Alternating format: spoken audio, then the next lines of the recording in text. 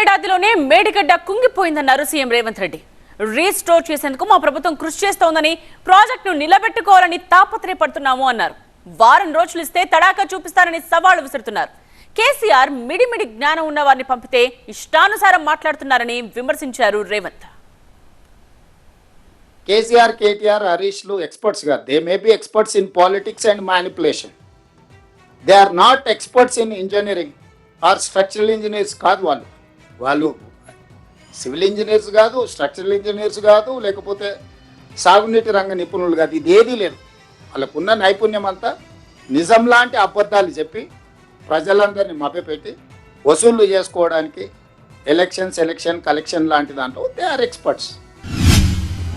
ఎవరైనా ఒప్పుకోవాల్సిందే, 100% మార్కులు వేయాల్సిందే. కోదండరామ్ గారిని పెట్టినా కూడా డిస్టింక్షన్ ఫస్ట్ ర్యాంక్ ఇవ్వాల్సిందే. ముగ్గురికి వంచాల్సి వస్తుంది ఫస్ట్ ర్యాంక్. అప్పుడప్పుడు చైతన్య నారాయణ ఒకటో ర్యాంక్ అని అందరి పేర్లు చదువుతారు చూడు. అందరికి సమానంగా మార్కులు వస్తే ఏం చేస్తారు?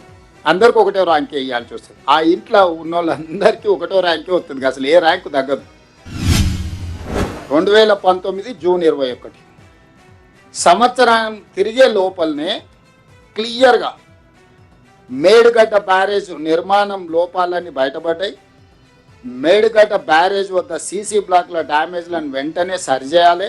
అదేవిధంగా ఇందులో రిపేర్ చేయకపోతే ప్రమాదం ఉందని బివి రమణారెడ్డి అని ఒక project executive engineer with in a year project engineer క్లియర్గా ఎలాంటి మిగతా సంస్థలకు లేఖ రాసింది. చంద్రశేఖరరావు గారు అపాయింట్ చేసుకున్న ప్రాజెక్ట్ ఎగ్జిక్యూటివ్ ఇంజనీర్ అటు మేడిగడ్డ వర్క్ చేసే ఇంజనీర్ ఎలాంటికి స్పష్టంగా 18/5/2020 ప్రాజెక్టు ప్రారంభించిన 11 నెలల్లోనే ఇందులో లోపాలు ఉన్నాయి, దీంట్లో సమస్య ఉన్నది, దీన్ని తక్షణమే రిపేర్ చేయండి అని లెటర్ రాస్తే ఆ కంపెనీ రిపేర్స్ చేయలే. ఎందుకంటే ఇవ్వాల్సిన దానికంటే ఎక్కువ కమిషన్లు ఇచ్చిన, ఇంకా ఇదే చేసుడు ఎక్కువ, ఇంకా మళ్ళీ రిపేర్ ఒకటి చేసుకుంటే కూర్చుంటాడా అని చెప్పి వాడు నాకేంది నువ్వు చెప్పేదని వాడు అసలు పట్టించుకోలే. ఈరోజు కన్నెపల్లి అని చెప్తున్నాడు కదా, ఇగో ఇది కన్నెపల్లి పంప్ హౌస్. ఇది ఎప్పుడు 2022లోనే ఈ పంప్ హౌస్లకు అడ్డంగా కట్టిన గోడ, నీళ్లు రాకుండా కట్టిన గోడ ఒక్కసారిగా గోదావరి జలాలు ఉధృతి పెరగగానే ఆ గోడ కుప్పగూలి మొత్తం నీళ్లు పంప్ హౌస్లోకి వస్తే ఇవి కొన్ని మీటర్ల ఎత్తు నీళ్లు నిండినాయి. ఇది మొత్తం పంపులు, లిఫ్టులు, మోటార్ల పరిస్థితి. ఇది ఒక్కరోజు ఒక్కటేసారి వచ్చిన సమస్య కాదు.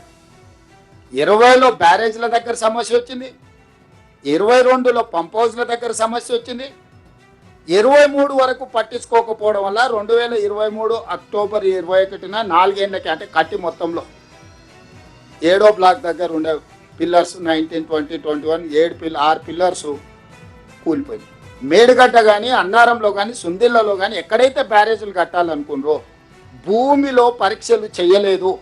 సరార్దర్ కాటన్ అప్పుడు అక్కడ బ్యారేజ్ కట్టినప్పుడే ఆయన ఇక్కడి వరకు చేసి ఇచ్చంపల్లి వరకు సర్వే చేసి ఇచ్చంపల్లి దగ్గర కడితేనే ఉంటుంది, ఇక్కడ ఎక్కడ కూడా ఈ భూమి బ్యారేజీలు కట్టడానికి ఇది సరైన ప్రాంతం కాదు అని చెప్పి సరార్దర్ కాటన్ ఆ రోజుల్లో నివేదిక ఇచ్చింది. సో ఇక్కడ కేసీఆర్ హడావిడి, ఆయనకు అర్జెంటుగా 1000 కోట్లు కావాలి, 2-3 ఏళ్లలోనే దీన్ని మొత్తం చేయాలి, 2-3 వేలలోనే 1000 కోట్లు సంపాదించుకోవాలని తోటి ఆయన బునియాదిలో ఉన్న భూమి యొక్క పటిష్టతను అసలు లెక్క చేయలే. అదే చెప్పినారు ఎక్స్పర్ట్స్. ఈయన ఏం చేసిండు, కొంత లోపలికి పోయిండు, ఇంకా కింద ఇసుకనే ఉంది, ఇక్కడికే ఆపేసి ఇక్కడ నుంచి నిర్మించిండు, అన్ని కట్టేసిండు. ఓదానికోటి లింక్ ఉన్నది కాబట్టి కొంతకాలం ఇట్లా ఆగింది.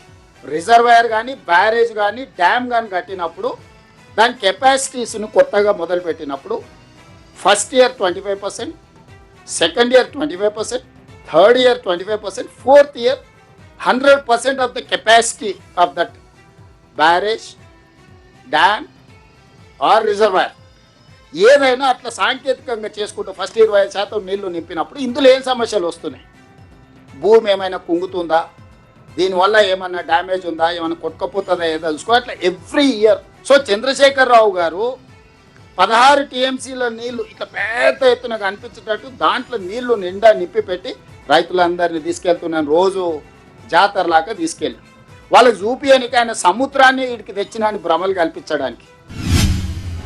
16 టీఎంసీలు ఎప్పుడైతే నింపిండో రోజుల కొద్ది అట్లే ఉంచిండో దాని మీద ఎప్పుడైతే వెయిట్ అధికంగా బరువు అధికంగా పడ్డదో భూమి అనేది సెటిల్ అయిపోయింది. మధ్యలో పొరలు ఉన్న భూమి అంతా కన్సాలిడేట్ అయిపోయింది. ఏడైతే ప్రెషర్ పడి నీళ్లు పోయినో ఏడ కింద పోయిందో ఇది కిందికి పోయింది. అదే 19th pillar 1.5 meters with in డేస్లో కింది కుంగిపోయింది. ఇట్లా ఉండాల్సింది. ఎప్పుడైతే కింది కుంగిపోయిందో గేట్ల అలైన్మెంట్, బ్రిడ్జ్ బ్యారేజ్ అలైన్మెంట్ ఎప్పుడైతే తప్పిందో గేట్ల అలైన్మెంట్ తప్పింది. గేట్ల అలైన్మెంట్ ఎప్పుడైతే తప్పిందో అది తెరుచుకోనికే మూసుకోనికే లేకుండా పోయినాయి. దాంతో 6-7 మొత్తం ఉన్న 2 kilometerలలో ఉన్న పిల్లర్స్లో ఇది పోయింది. ఇప్పుడు కేసీఆర్ అంటాడు 4 పిల్లర్లు కుంగిపోతే ఏమైనా వెన్నుపూసల 4 పూసలు పోయినాయి అనుకో. ఈ కాళేశ్వరం ప్రాజెక్టుకు మేడిగడ్డ బ్యారేజ్ అనేది వెన్నుపూస లాంటిది గోదావరి జలాల ఎత్తిపోతలకు. మీరు సింపుల్గా అర్థం చేసుకొని, ఒక మనిషికి కాలుకు దెబ్బ తగిలినా, చేతికి దెబ్బ తగిలినా, కన్నుకు దెబ్బ తగిలినా, ఒక కాలు లేకున్నా లేచి నడవచ్చు, కుట్టుకుంటానే అనవచ్చు. కానీ వెన్నెముకలో వెన్నుపూసలో 4 పూసలు దెబ్బతింటే ఇంకా వాడు చేసేది ఏం లేదు, మంచంలో ఎల్లెలకలు అనుకో చూడాలి ఏం జరుగుతుందో అంతే. ఇక చేసేది ఏంది లేదు, జరుగుతున్నా చూడాలి. అట్లా వస్తుంటాయి నీళ్ళు, ఇట్లా పోతుంటాయి. దీన్ని ఇట్లా ఆపినావు అనుకో, 80,000 పుస్తకాలు చదివిన మేధావి 9.5 ఏళ్ళు కష్టపడి ఆపితే 3 ఏళ్ళలో కట్టిన కాళేశ్వరం కూలేశ్వరం అని కుప్పగూలింది. మళ్ళీ ఇప్పుడు వచ్చి ఇంకొక వారం రోజులు నాకు కీరాయి నా తడాక చూపిస్తా అంటుడు. పోని ఆయన వచ్చి అడిగిండా? ఆయన రాడు. ఈ మిడిమిడి జ్ఞానం ఉన్న వాళ్ళందరినీ తోలుతున్నాడు. ఇక మీరు అడిగిరా పూర్ణసుతం ఏమంటాడు అని. మనం ఇంట్లో వాళ్ళనో వీళ్ళనో విలుచుకల పండిత పిల్లలు పంపిస్తుంది చూడు, పోయి పతాలు ఆడుకునే వాళ్ళు ఊరలారే వాడు ఉండడం జామేరు రాని పిల్లల్ని తోలుతారు చూడు. కేసీఆర్ ఈ మిడిమిడి జ్ఞానం ఉన్న వాళ్ళని తోలి ఏది పడితే అది మాట్లాడి ఈరోజు ఈ పరిస్థితికి తీసుకొచ్చింది.